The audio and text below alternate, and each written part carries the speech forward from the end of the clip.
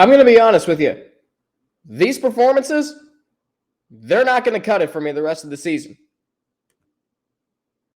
Our Locked On Bearcats, your daily podcast on the Cincinnati Bearcats, part of the Locked On Podcast Network, your team every day.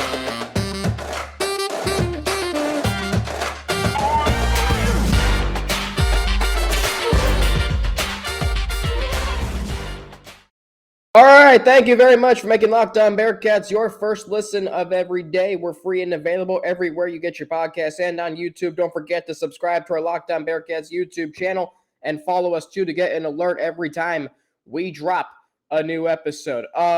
Today's episode of Locked On Bearcats is brought to you by Sling TV. Sling has something for everyone, especially when it comes to college football coverage. With a massive lineup of games across the ACC, Big Ten, Pac-12, and SEC, I can always catch the games I want on Sling, and now you can too. Check out Sling TV now to see the massive lineup of games they have all season long. Sling, the TV you love for a price you'll love. Try it today. Today the Bearcats beat SMU 29-27, and I'm going to disclose something to you. So, in addition to being a UC alum and in addition to being a huge Bearcats fan, I am also a huge Clemson football fan. Why? Because my sister goes there. And Dabo Swinney has a saying, head coach Dabo Swinney has a saying, the fun is in the winning. And I remember Dabo Swinney celebrating after a 21-20 win in North Carolina years ago. Clemson had to stop North Carolina on a potential game-winning two-point conversion attempt. Clemson wins that game by 1 point. Now everybody's freaking out because Clemson's not looking great and they're barely beating North Carolina and Trevor Lawrence isn't looking as great as he did last year and Dabo Swinney is celebrating a 1 point win, which I think is great. But let me tell you something. I don't do that. The Bearcats today beat SMU by 2. That should have been by a lot more points. That game, once again, made me want to fall asleep during. That game made me want to throw my remote at the TV. That game made me want to go outside and take a walk and enjoy this nice 75-degree day here in Macon, Georgia. I could have been doing anything but watching that game. But I watched it because I am a daily Bearcats podcast host. So to give you the best content, I have to sit through a game that makes me want to pull my hair out. The Bearcats did not play well today. And let me tell you this, and I said it in the cold open, if they play like that the rest of the season, not only are they losing to UCF, which I am now 75% sure is going to happen, but they also might lose to East Carolina at home. They also could lose to Tulane. That means they may not play for a conference championship if that happens. I'm telling you right now, this team is playing like an 8-4 team right now. This team is not playing like a top 25 team. This team is not playing like the team that has won 19 straight conference games. 19 straight. Doesn't feel that way. For a Bearcats offense that I sat here and asked the question just a month ago, I asked the question to you, could this Bearcats offense outscore last year's offense? Ha! Boy, do I look like a fool now. Woo! Yeah. That was a reach. And you know what? I fully admit I was wrong. Because, yeah, the Bearcats scored 45 points against Indiana, 38. Those came in the first half, though. This team is playing like the second half against Indiana and not the first half. And remember when I said, after they beat Indiana, that I said, could you classify this as a bad win? Oh, yes, you could. And you certainly can now. Because the second half of that game, actually the question I asked was which UC team will show up? You know which team has shown up the last 3 games? The second half team against Indiana. The second half team against Indiana that punted the ball 6 times, that also threw an interception and barely managed to squeak out a touchdown, and that was because they got a turnover on downs inside the 5-yard line. That's what this offense is playing like right now. They're not playing inspired. They're not playing with the same intensity and the same pinpoint accuracy and sharpness that they played with in the first 3 weeks of the season. I'm not seeing any of that right now. In the last 3.5 games, I've seen a team struggle against Indiana. I've seen a team, sorry for my voice cracking, I've seen a team that barely held off Tulsa. I saw a team that had to fight tooth and nail to beat USF, and I saw a team that barely beat SMU. Now, SMU's 3-3, they're now 3-4. Okay, fine, mediocre team. But you should have beaten them by a lot more. Start of the game, Cincinnati comes out running the football. They look great. Charles McClelland rips off a 76-yard touchdown, 17-0. Boom, you think this game is going to be 44-10. The Bearcats got outscored 27-12 the rest of the way. And by the way, those 12 points were 4 field goals, not 2 touchdowns. Listen, these performances are not going to cut it. The Bearcats play UCF next week. UCF. They just scored 70 points. And I don't care if that came against Temple. 70 points is 70 points. And you look at some of their numbers, you look at some of their statistics, if you are a reasonable fan like I am, you are going to sit there and you're going to wonder how in the holy heck is Cincinnati going to beat Central Florida? Because let me tell you something right now.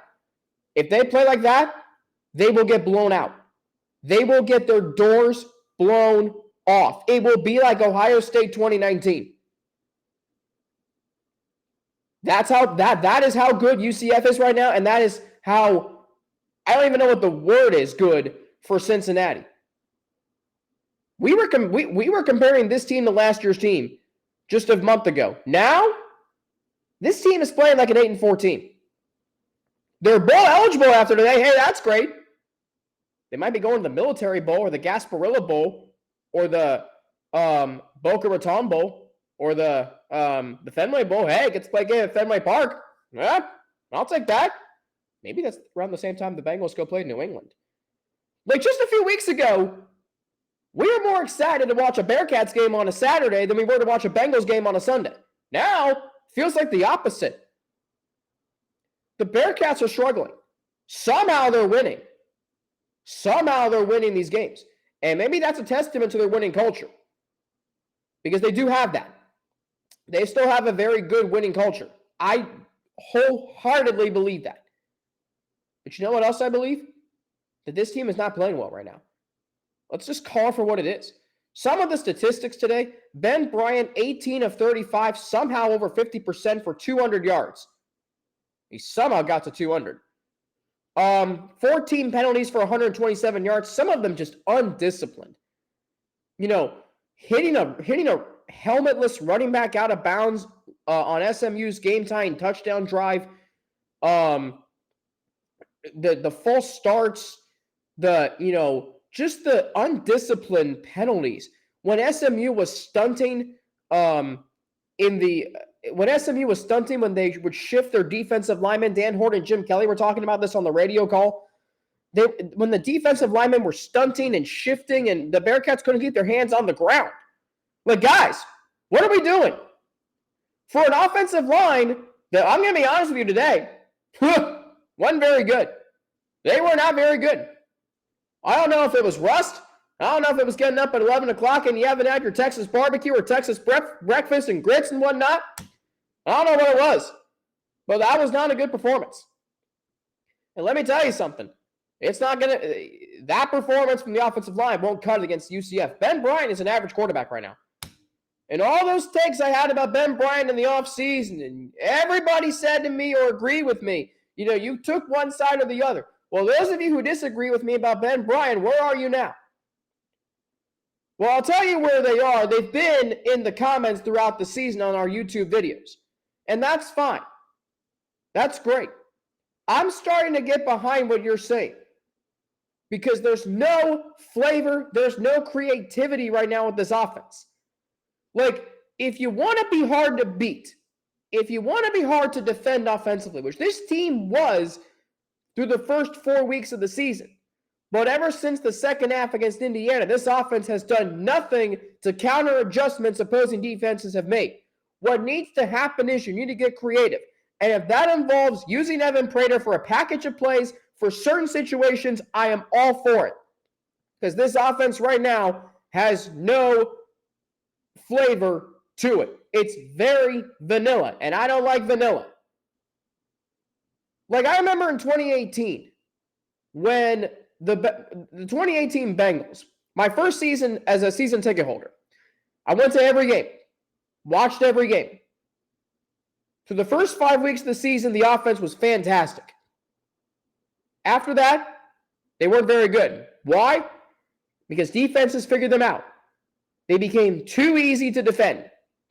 They had no creativity.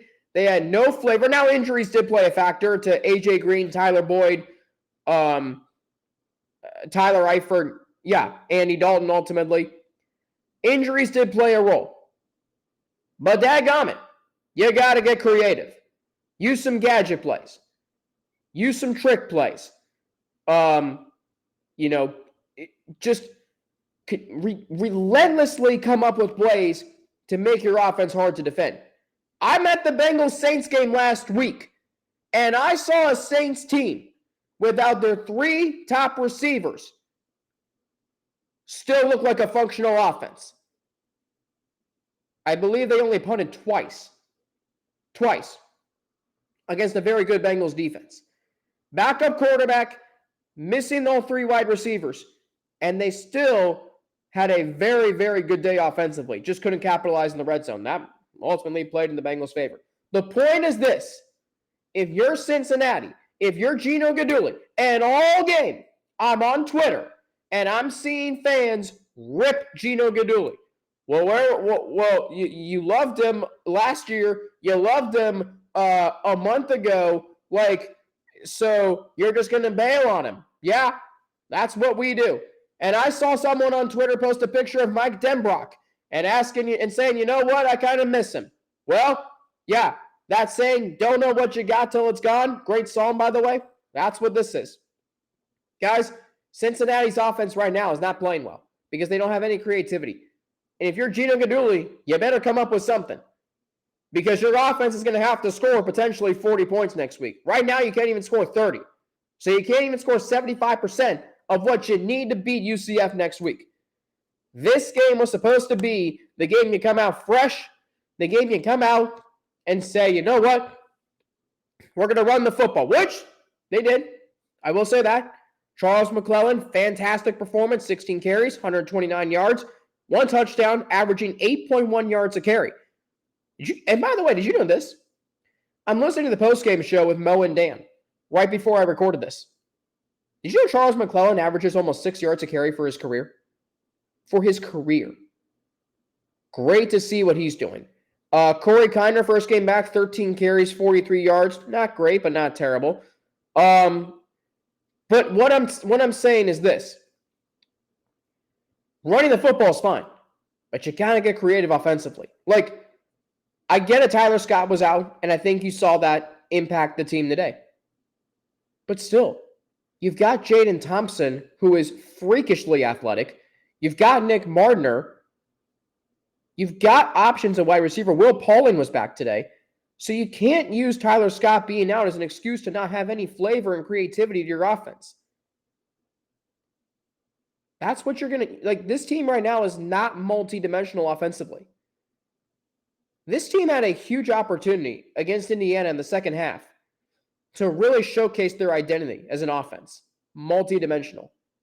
We said this offense has changed and has become more dynamic after that game. Or after the Miami game, rather. I don't think that's the case now. This offense is too vanilla. And it simply will not win games against teams like UCF. All right, coming up, let's get to the good from this game because there were some good things from this game, including Luke Fickell and a milestone reached. We'll get to that after a word from Nissan. This week's thrilling moment in college football is brought to you by Nissan. The thrilling designs behind the new lineup from Nissan are intended to empower drivers in vehicles as capable as the driver themselves.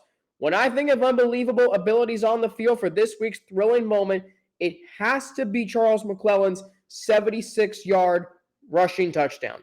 For a guy who has overcome so much adversity throughout his career as a Bearcat, 2 ACL tears, 1 in each knee, and now getting that bonus year, I believe he's a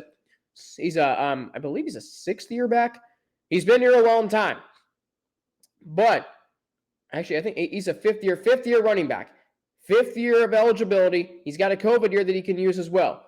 Great to see him running the football. This segment has been inspired by the thrilling new designs featured across Nissan's new lineup of vehicles. Pursue what thrills you in the all-new Frontier, Armada, or Pathfinder today. Available now on Nissan.com.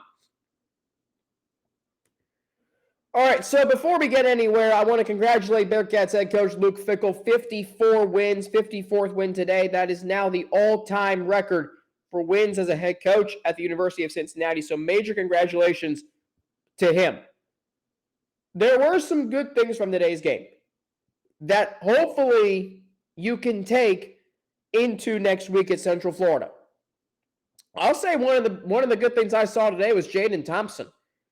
Led the team in receiving yards with 69. You're really seeing, and by the way, 14 of those yards after contact. Longest play, 34 yards. Beautiful back shoulder throw from Ben Bryant on a free play. Jaden Thompson is really starting to show his athleticism. And it is fun to watch. Like he, as Justin Williams says, undressed 3 dudes on a touchdown against USF. Well, today, he had unbelievable athleticism. Yards after the catch, making guys miss, speed, getting first downs, making chicken salad out of chicken, you know what. Like, that's what I want to see from him. For a guy who, has had a tough time, getting on the field, largely because there's been so much talent in front of him. Now he's having his opportunity, and now he's delivering.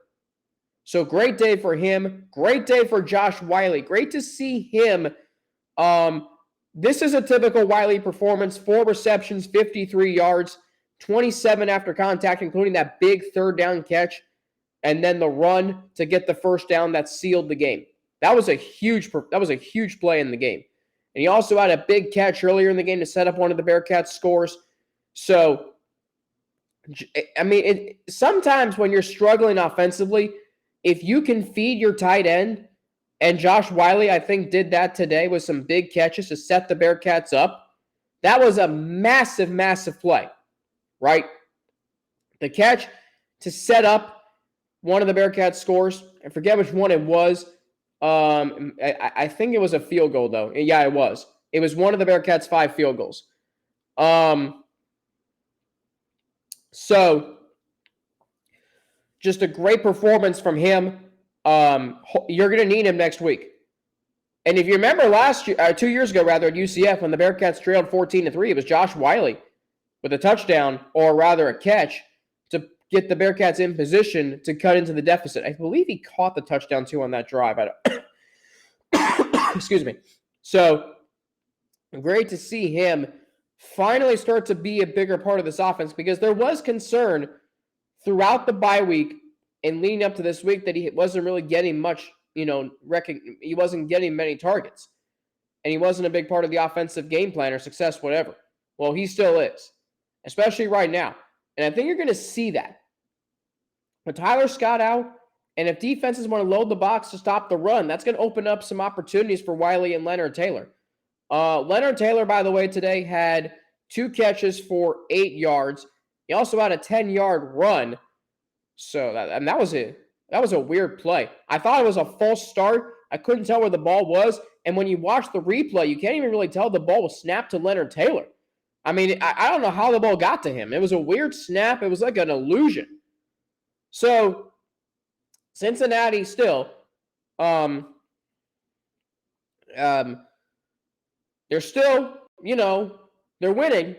They're 6-3-0 in American Athletic Conference play. They are now tied for the longest winning streak in conference play in American history at 19 with UCF, who won 19 straight games in the 2017, it was a 2016, 17, and 18 seasons. So you can break the record next week at the team that you're currently tied with.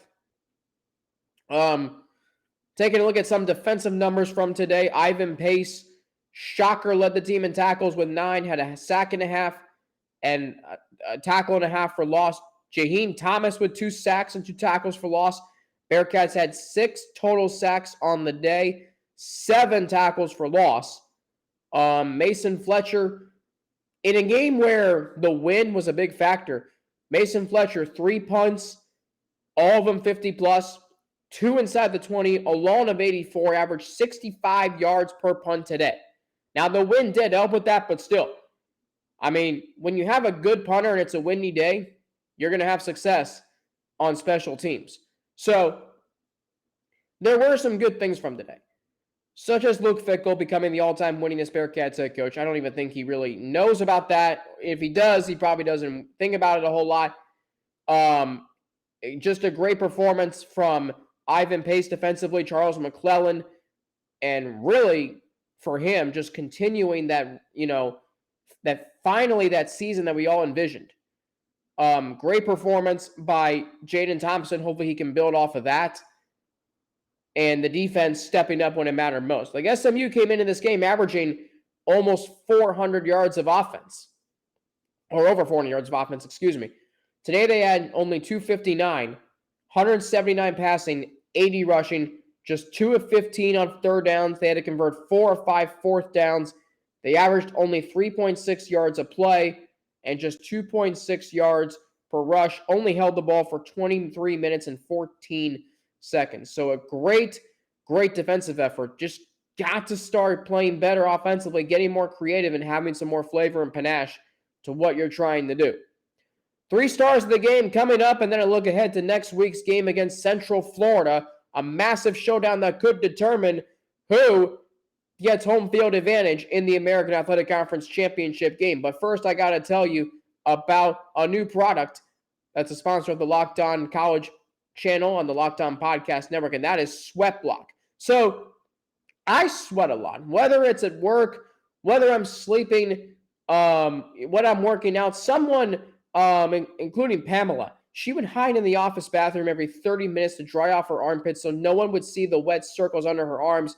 She finally has her life back because of Sweat Block. She was able to fix hers or her problem with Sweat Block. I was too, because it gives you the confidence to wear what you want without embarrassing underarm sweat. The wipes are featured. They were featured and tested on the Rachel Ray Show by firefighters. How about that? If you or someone you love is experiencing embarrassing sweat or odor, try Sweat Block. Save 20% with promo code LOCKEDON at sweatblock.com. Also available on Amazon. All right, let's get into it. 3 stars of the game. Welcome back. Locked On Bearcats. Alex Frank with you after a 29-27 win at SMU and a very, very ugly win for Cincinnati. They barely managed to pull it out, did not score in the fourth quarter. SMU scored 13 points. Bearcats only managing 379 yards offensively, committing 14 penalties for 127 yards. They only had 16 first downs as well. So, 3 stars of the game. Number 1, Charles McClelland. A fantastic performance from the Bearcats' 5th-year running back, including a 76-yard rip to give the Bearcats a 17-0 lead early in the second quarter. Back-to-back 100-yard games, back-to-back games with a touchdown, just really starting to run and take over as the lead running back on this team. Number 2, I'm going to go with Ivan Pace. After a rather subpar performance against USF, he was a little dinged up in that game. He certainly wasn't today. Was in the backfield all game, 9 tackles, a sack and a half, a tackle and a half for loss, a quarterback hit, and a pass breakup. The leader of this defense, once again, a booming hit on the Bearcats' final defensive possession, and then just making plays all game. And another thing, too, and I saw this on Twitter throughout the game, the sportsmanship he plays with, for as great of a player as he is, it's one thing if you're a great player and you really, you're just a great player. it's another thing when you're a great player, but you're not above anybody. You know, I saw him throughout the game helping players on SMU up off the field. I saw him fix one of the SMU players' pads, get it back tucked under his jersey. And I just think that's really cool to see. You know, he's a competitor. He's helping his team win, willing to do whatever it takes, but he's also willing to be a good sport. And I think that gets so overlooked. We hear the word sport and we hear sportsmanship and we just go, whatever. Well, you can't be like that because sportsmanship is a huge thing. It's something I pride myself on, as a fan and when I was a competitor in high school, running cross country and track. When I was that, I was a good sport. I never wanted to do anything that was, not what our team was about. And so I commend Ivan Pace for that. In addition to his great play on the field and great performance today. And then let's get Jaheim Thomas some credit because here's a guy who's the highest rated defensive commit in school history in the 24/7 sports era.